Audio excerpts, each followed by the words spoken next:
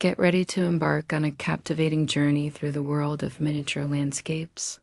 Today we're diving into the art of recreating majestic mountain scenes. In this video, you'll discover how to craft awe-inspiring mountain ranges complete with gracefully twisted trunks, elevated branches, and dramatic rock formations all in miniature. Whether you're a seasoned model maker or a curious beginner, this video promises to ignite your creativity and provide practical tips to bring your own miniature mountain dreams to life. So grab your tools, gather your materials, and let's delve into the enchanting realm of miniature landscaping. To kick things off, we're diving into the heart of any mountain range, its majestic trees. Now, while there are several ways to tackle this, I'm going to showcase two techniques that have been my go-tos over the years. First up, the classic super easy approach. Grab some copper wire, form it into the shape you desire, be it a graceful arc for an elevated branch, or a series of interconnected lines for a more intricate design, and then securely attach it to your chosen tree. This technique not only offers flexibility, but also durability. Copper wire can withstand the test of time, and it's relatively inexpensive. It's readily available in most craft sections or online. You can even get creative with different thicknesses to create varying textures within your miniature landscape. For instance, use thicker wires for the sturdy base of an old-growth forest and thinner wires for the delicate branches of a young aspen grove.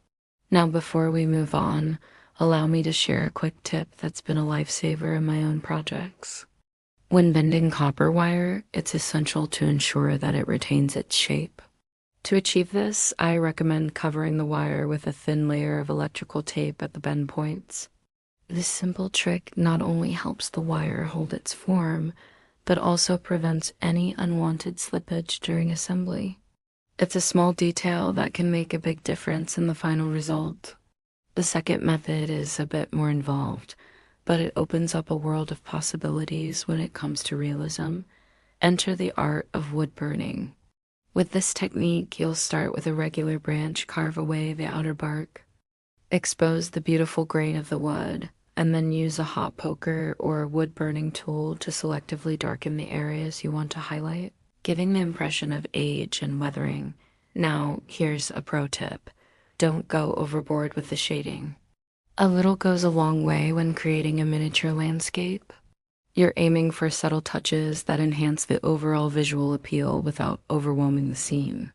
Remember, it's the small details that make all the difference. Once you've created your masterpiece, finish it off by adding a touch of bark texture using brown and white acrylic wash. This wash will seep into the crevices of your wood burning, bringing a realistic look to your creation. This technique allows you to craft truly unique pieces that stand out in your miniature landscapes. The combination of wood burning and the bark texture wash creates an incredibly realistic effect that is sure to impress.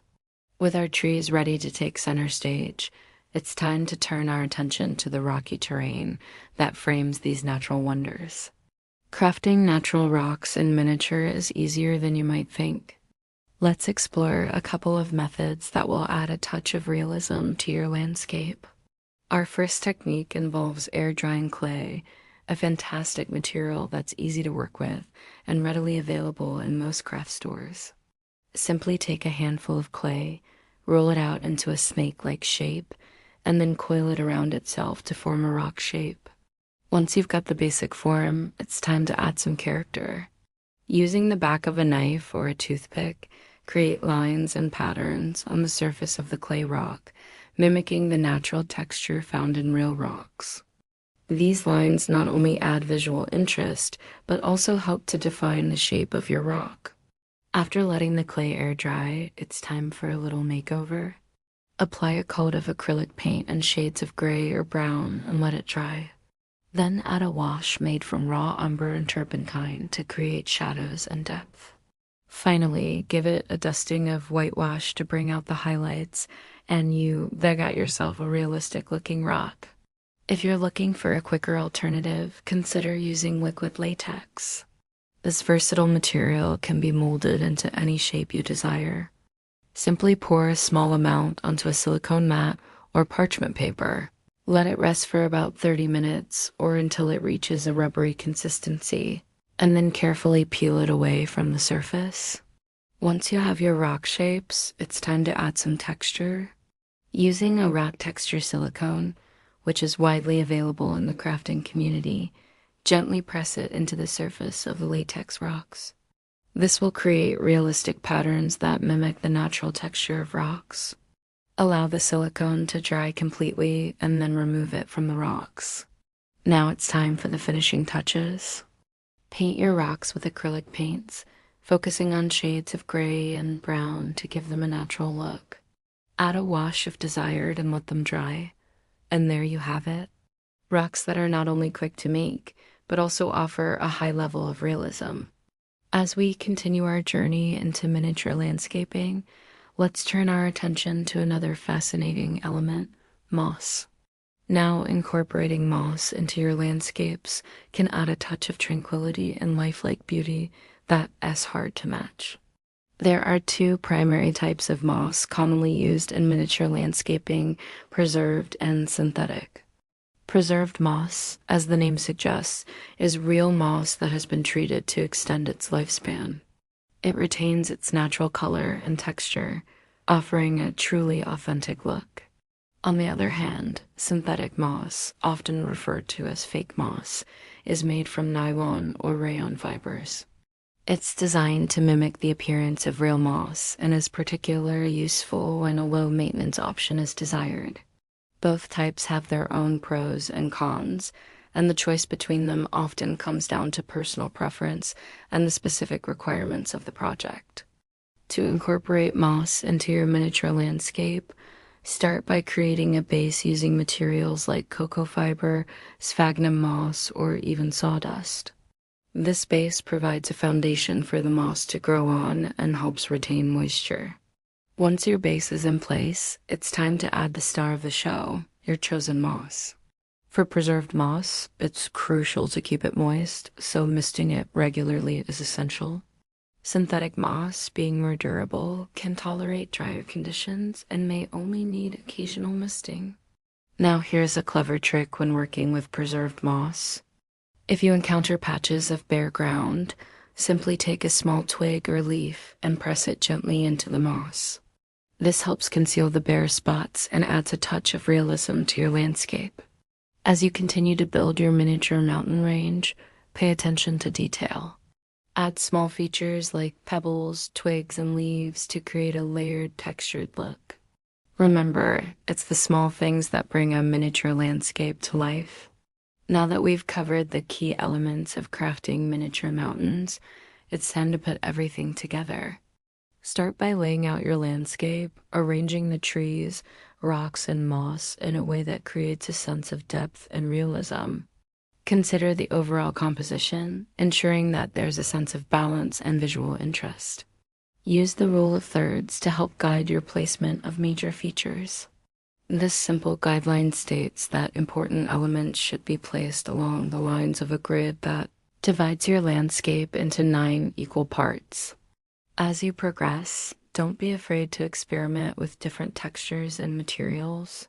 The beauty of miniature landscaping lies in the endless possibilities. If you're looking to incorporate water features, consider using clear or blue-tinted resin. For example, you could create a small lake or stream that reflects the surrounding landscape. Just remember that water in miniature tends to be best represented by a still body of water like a lake or pond. Working with flowing water like a stream can be quite challenging. Once you've created the base of your landscape, it's time to add those finishing touches that will make your mountain range truly come to life. Incorporate small details like twigs, leaves, berries, and lichen to create a sense of depth and realism. Twigs and leaves can be used to create paths or borders, while berries and lichen can add pops of color and texture. Now, lighting plays a crucial role in showcasing your miniature landscape. Consider using LED strip lights or battery-operated tea lights to create a magical atmosphere.